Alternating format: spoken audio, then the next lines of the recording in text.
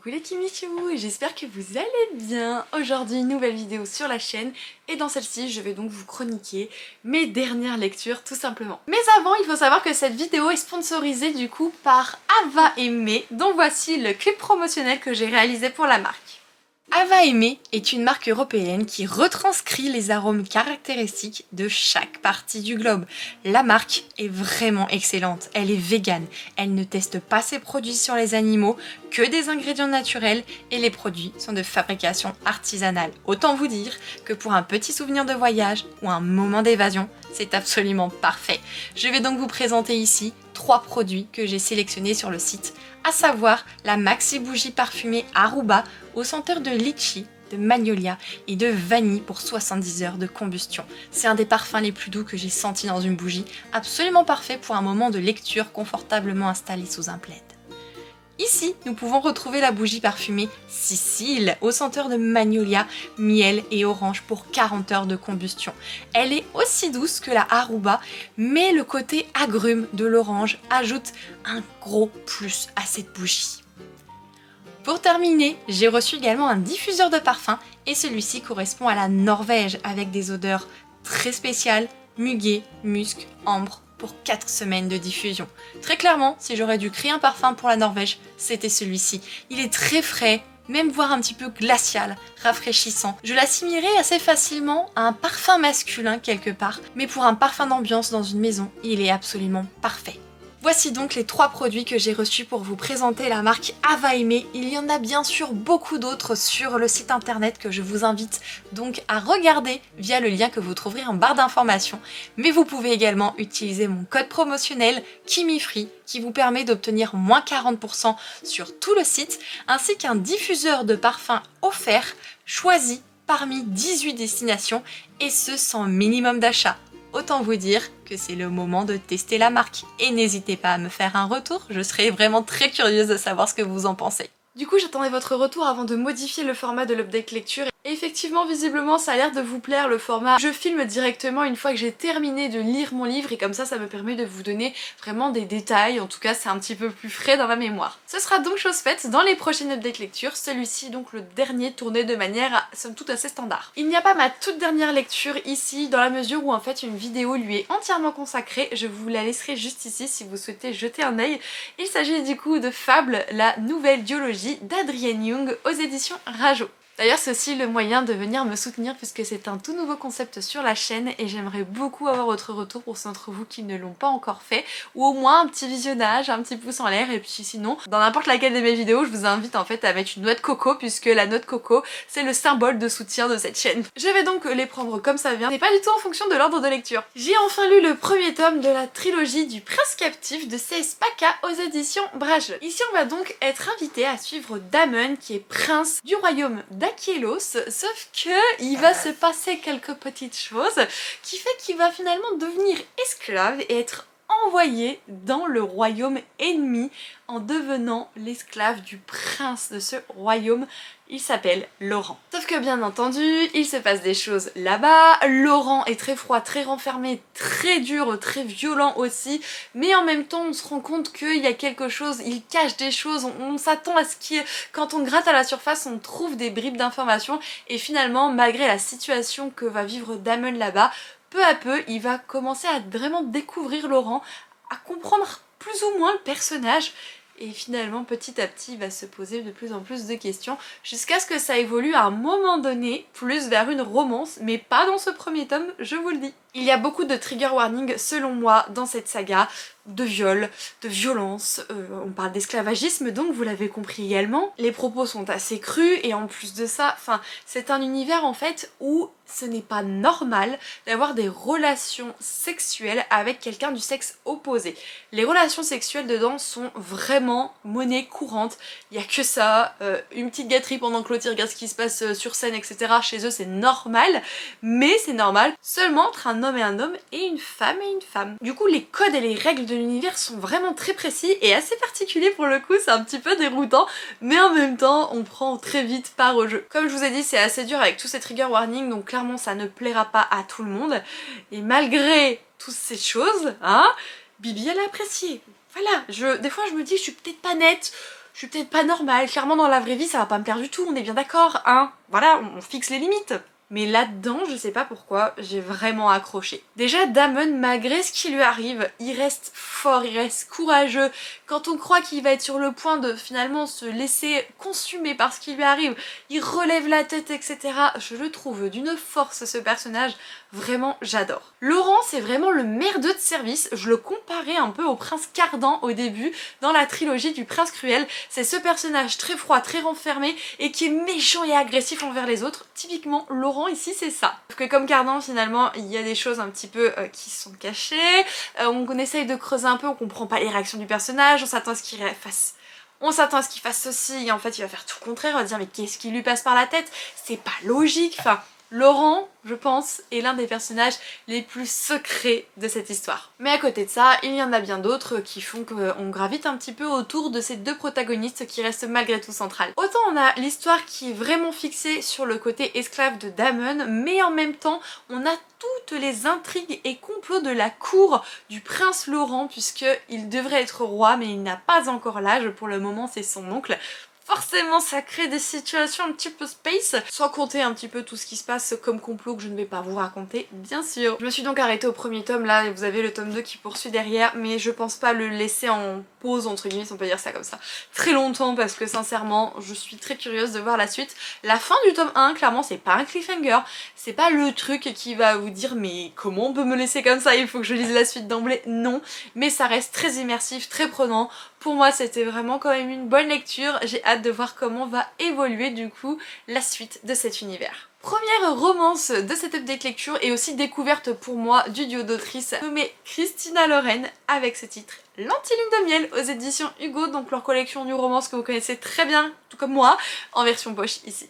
Ici on va donc être amené à suivre Olive et Ethan, deux protagonistes qui ne peuvent pas se piffrer, sauf que Olive, sa sœur jumelle, va se marier avec le frère d'Ethan. Il va se passer des petites choses durant la cérémonie qui fait que finalement seuls Ethan et Olive ne seront pas malades, limite en crever quand on voit un petit peu ce qui se passe. Sauf que la sœur jumelle d'Olive, clairement, c'est un petit peu Joe l'arnaque dans le sens où elle gagne toujours tout. Pour elle dans la vie, c'est pas que c'est un jeu, mais elle joue sur beaucoup de choses pour gagner et pour payer le moins possible. Elle a une chance énormissime cette femme. Sauf que du coup, la lune de miel, elle n'est pas reportable puisqu'elle l'a gagnée dans un concours et il faut y aller maintenant, sinon on l'a perdue quoi. C'est donc Olive qui va prendre la place de sa sœur dans la lune de miel et c'est donc l'autre protagoniste masculin, Ethan, qui va prendre la place dite du marié pour partir, on dit lune de miel donc, à Hawaï. Pour moi ici on est un petit peu sur ce plot d'Enemies to Lovers dans le sens où ils ne peuvent pas se piffrer dès le début. Franchement ils se détestent, sauf que plus on avance dans l'histoire et plus on se rend compte que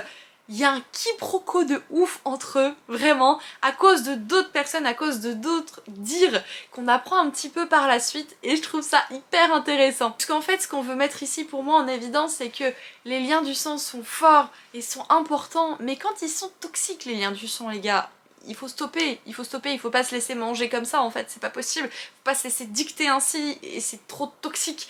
Et pour moi là-dessus, on est bon, on est vraiment très bon. Donc forcément c'est assez drôle et il y a beaucoup de situations comiques et cocasses parce que ils sont pas ensemble dans la vraie vie, ils se détestent et ils doivent faire semblant, surtout qu'ils vont devoir faire semblant autant pour pouvoir profiter de la lune de miel et donc avoir accès à l'hôtel et aux activités. Mais aussi des situations comme le fait qu'ils vont rencontrer quelqu'un sur cette île qu'ils connaissent dans la vraie vie, mais en même temps du coup il faut que la pilule passe, il faut réussir à faire comprendre qu'ils sont ensemble, qu'ils sont mariés d'autant plus, sachant qu'il y a un enjeu avec cette discussion, avec ces personnages, enfin franchement c'était vraiment pour moi hilarant, je me suis éclatée dans cette lecture. Et en même temps je les trouve très mignons comment mine de rien, même s'ils se détestent, ils finissent par se rapprocher et qu'ils arrivent à mettre de côté leurs questions et leurs tourments le temps de cette lune de miel et advienne que pourra à leur retour dans la vie normale. Et Olive, moi je l'aime beaucoup, c'est ce genre de demoiselle en fait, elle est dépeinte un petit peu comme étant gourmande, donc elle a un bon popotin, on dit dedans, on dit qu'elle a aussi une généreuse poitrine, hein, voilà,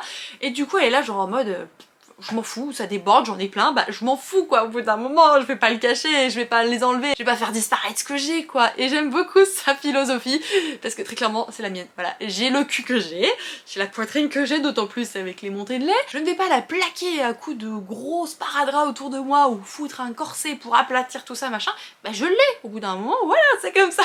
Et c'est exactement pareil avec Olive et du coup j'aime beaucoup la manière dont pense cette personne. Pour moi c'était très rafraîchissant, j'ai passé un excellent moment de lecture sincèrement, je découvrirai d'autres titres de ce duo, c'est certain, je suis très contente d'avoir commencé par celui-ci. Ah, celui-ci une très belle découverte, bon je m'y attendais un tout petit peu j'avoue, mais quand même j'ai commencé une nouvelle trilogie évidemment, le premier tome de la saga Calliope que je présente ici, de Coconan aux éditions Cherry Publishing, c'est ça. Sachez que si cela vous intéresse, il y a une réédition avec d'autres jaquettes et l'entièreté de la saga si vous le souhaitez, aux éditions Black Ink, donc à vous de voir ce que vous préférez. Calliope est une princesse, sauf que pour qu'il y ait la paix entre le royaume de son père et leur royaume ennemi, puisque là ça devient très compliqué, cette guerre est en train d'anéantir tout le monde, la nourriture, enfin bref, c'est le chaos. Elle va donc accepter de devenir l'épouse du prince ennemi. Très clairement, dans ce petit pitch là, on a un petit air de Lune Ardente avec Siobhan qui devient du coup également princesse du royaume ennemi pour sauver son peuple. J'adore ce genre de pitch. Sauf qu'en réalité, le prince de ce royaume, elle l'a connu quand elle était plus jeune, c'était son premier amour. Du coup, elle a beaucoup d'espoir, mine de rien, elle se dit « oui, je vais être mariée à quelqu'un que je ne connais pas beaucoup, à quelqu'un peut-être qui a changé, mais ça a été mon premier amour, donc il y a moyen que ça se passe bien et que j'ai pas un mariage arrangé qui soit vraiment horrible. » Erreur, il a beaucoup changé, il est devenu très cruel, très froid, très renfermé, le garçon qu'elle a connu à l'époque n'est plus. Et on va donc suivre les aventures de Calliope dans cette cour, dans ce royaume, dans ce palais qui n'est pas le sien et dans lequel pour le moment elle est prisonnière. Vous allez peut-être me dire que c'est le genre de pitch qu'on voit assez souvent, mais moi je ne m'en lasse absolument pas, très clairement, j'aime toujours autant, surtout que ici, encore une fois, voilà, le protagoniste masculin, il est très froid, très renfermé, il a vécu des choses horribles, et petit à petit, il change, mais pour autant, il ne devient pas blanc, et il n'est ni noir au début, il reste gris, et j'apprécie ça. Très clairement, Calliope, pour moi, c'est une femme, mais d'une badassitude. Oh, waouh, elle est incroyable. Alors oui, des fois c'est dur, elle est humaine et elle s'effondre, mais elle se relève toujours, et pourtant, je peux vous dire qu'il y en a eu des crasses là-dedans, des crasses qui ont fait qu'elle a même failli mourir, donc très clairement, pour moi, Calliope, elle est incroyable, vraiment elle est incroyable. La relation amoureuse avance quand même beaucoup, il y a également les complots de cour qui sont présents bien entendu, mais c'est vrai qu'on a cette romance qui est assez présente malgré tout dans le récit, je préfère vous le dire. Je ne saurais vous dire si c'est un coup de cœur ou pas. J'arrive pas à savoir parce qu'en fait je l'ai beaucoup haché dans sa lecture parce que je l'ai lu en vacances, donc je lisais un petit peu à droite à gauche, une demi-heure par-ci, une demi-heure par-là, mais je pense que si j'aurais lu d'une traite ça aurait été un coup de cœur. Là c'est une excellente lecture, mais ça se trouve ce sera la saga qui sera coup de cœur tout simplement, donc moi forcément je vous le recommande, surtout si vous appréciez ce genre d'univers, si vous appréciez Lune Ardente, bien que ce soit un petit peu moins cruel, ça dépend sur quoi, mais un petit peu moins cruel, ou La Reine Courtisane, on est un petit peu clairement dans ces eaux-là. Lecture suivante, je me suis attaquée à un coup de cœur pour beaucoup de personnes, c'est donc La Maison au milieu de la mer céruléenne de T.J. Klune aux éditions de Saxus. Bon, j'annonce, je bouge beaucoup, puis Gabriella commence à s'agiter un petit peu, donc je fais ça pour qu'elle puisse se rendormir tout simplement. J'espère que je vous donnerai pas la nausée. Cet univers est un petit peu particulier pour moi, il est un peu à la croisée de celui de Miss Peregrine et les enfants particuliers. Ici on va donc suivre Linus Baker qui a une quarantaine d'années, qui n'a jamais rien fait dans sa vie, rien de particulier à part travailler, et il travaille notamment pour le ministère de la magie qui concerne les enfants. Sa mission en fait c'est d'aller dans les orphelinats, voir si tout se passe bien, et auquel cas il trouvait des solutions, voire faire fermer l'orphelinat. Il va avoir une mission très spéciale qui lui a été confiée par, on va dire, les boss des boss des boss, c'est la haute autorité dans cet univers. Il va donc devoir s'occuper de ce pensionnat-là qui se trouve sur une île dont personne n'a jamais entendu parler, qui est tenu donc secret par les membres du ministère magique. Sauf que arrivé là-bas, même s'il se rend compte que les 6 enfants qui y sont présents sont totalement incroyable, voire extrêmement flippant pour l'un d'eux, hein. Au début il se fait presque dessus le monsieur quand même, hein. Et bien il n'y a pas que ça finalement, il pense quelque part que si on l'envoyait là-bas ce n'est pas que pour les enfants, mais c'est peut-être aussi pour le directeur de l'orphelinat. Je ne vous dirai donc rien de plus, mais c'est vrai que le but pour Linus ça va être donc de rester objectif quand il va être là-bas pour pouvoir faire son rapport au cadre supérieur. Sauf que, est-ce qu'il va rester objectif longtemps? Est-ce que le cœur a ses raisons que la raison ignore, etc. etc. Faut découvrir ça.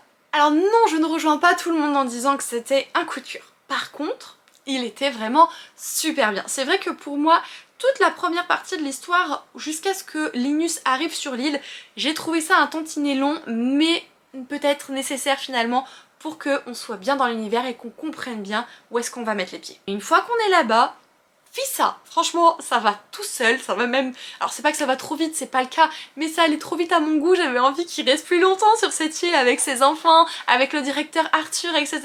J'avais pas envie qu'il parte de cette île, très clairement, c'était un de mes plus gros souhaits. Je ne vous dirai pas s'il a été réalisé ou non, mais c'est vrai que j'ai essayé de gratter la moindre minute, et quand je tournais les pages et qu'il disait bah je m'en vais dans une semaine, non, non, pourquoi tu fais ça? Ta place elle est ici, reste là quoi. Ce qui peut ne pas être évident aussi, c'est finalement de réussir à bien s'imprégner de l'histoire via le protagoniste principal, parce que Linus est très froid, il n'exprime pas ses sentiments, il n'est pas joyeux, il est très carré, ses costards cravates point, enfin c'est pas évident, surtout qu'en plus il a une quarantaine d'années, donc quand vous avez un lecteur comme moi qui va avoir 26 ans bientôt, c'est pas toujours évident de se retrouver dans la tête de ce genre de protagoniste, mais c'est très bien qu'il y ait également cette tranche d'âge qui soit représentée un petit peu dans la littérature fantasy notamment. Et j'ai réussi à passer outre très clairement parce que j'avais envie de le secouer les puces à ce Linus, de lui dire mais regarde, il y a des choses trop bien qui t'attendent, ne réagis pas comme ça, sors-toi les doigts des fesses, etc. Enfin, je m'énervais toute seule,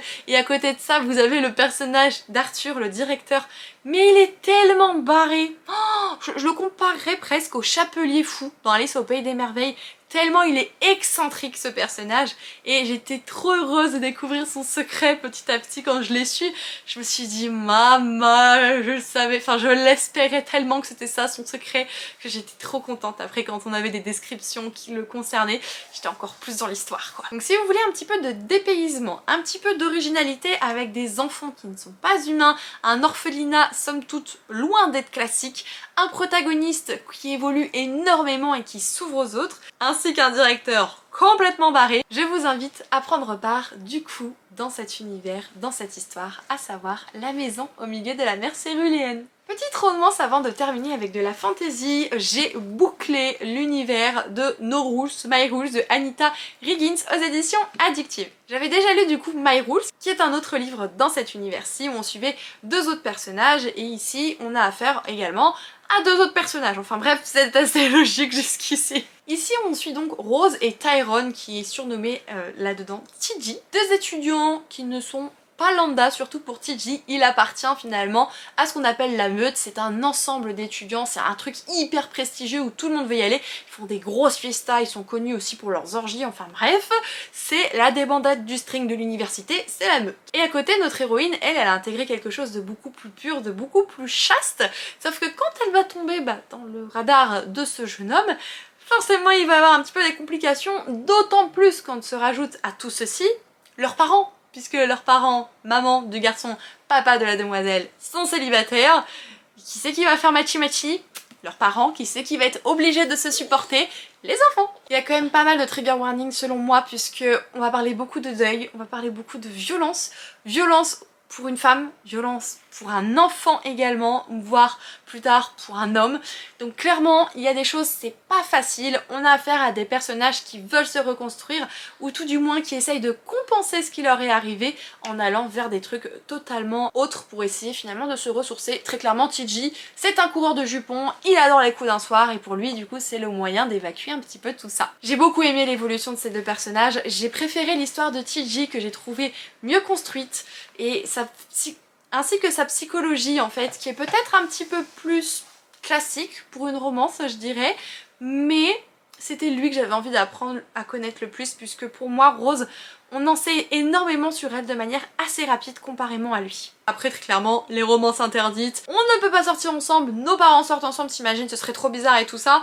On comprend bien que ce genre de truc ça dure 3/4 de seconde, hein, au bout d'un moment ça part sur dessus, on y va fissa, advienne que pourra. Vraiment contente d'avoir découvert cette autrice du coup avec ces 2 tomes-ci. Je sais qu'il y a un autre livre qui est en préparation aux éditions addictives la concernant. Très sincèrement, je vais me ruer dessus. Voilà, parce que pour moi, j'ai adoré les 2.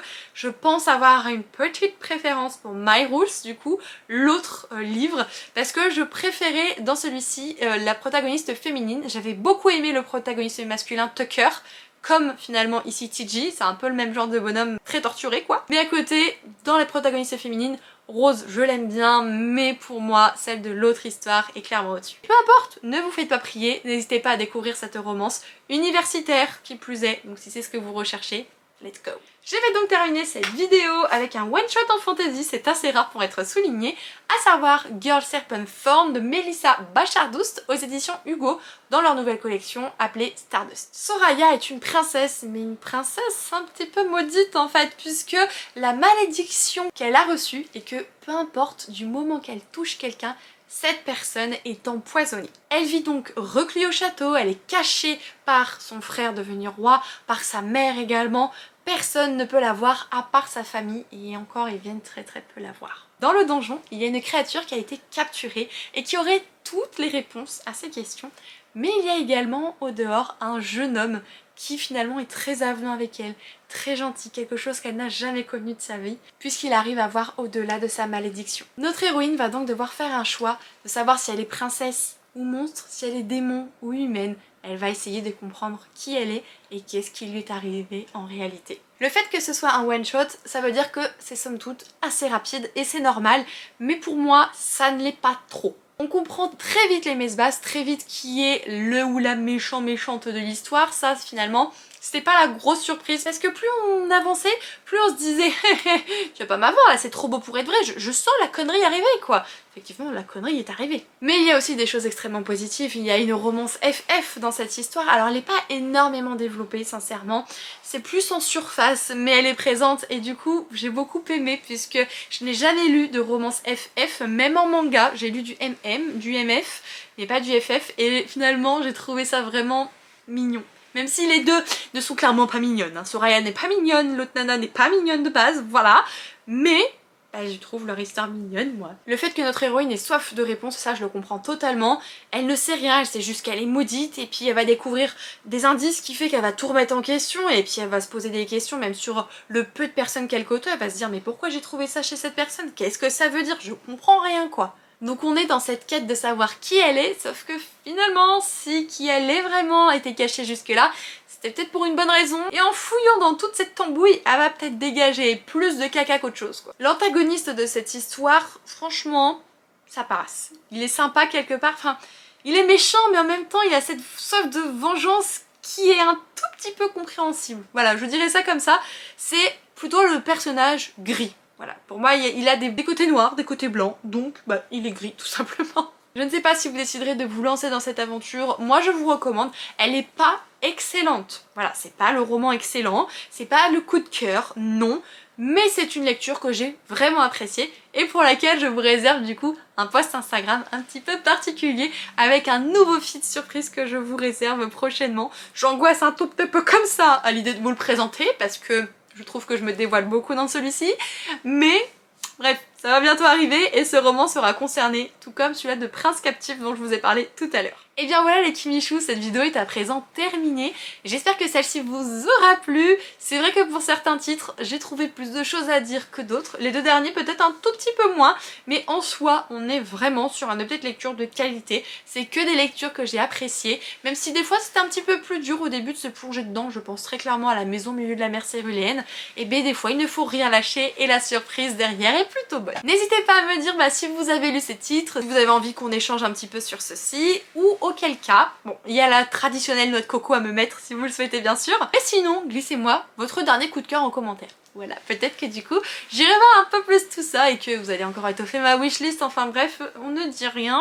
Je vous retrouve du coup dimanche sur la chaîne pour une vidéo vlog. Encore une fois, merci à Avamé d'avoir sponsorisé cette vidéo et n'hésitez pas à checker un petit peu ce que propose en termes de catalogue sa site internet directement via mon lien et toutes les autres informations que vous aurez dans la barre d'informations. Je vous fais du coup des gros bisous, ça tombe très bien, je crois que ma fille se réveille et surtout prenez soin de vous.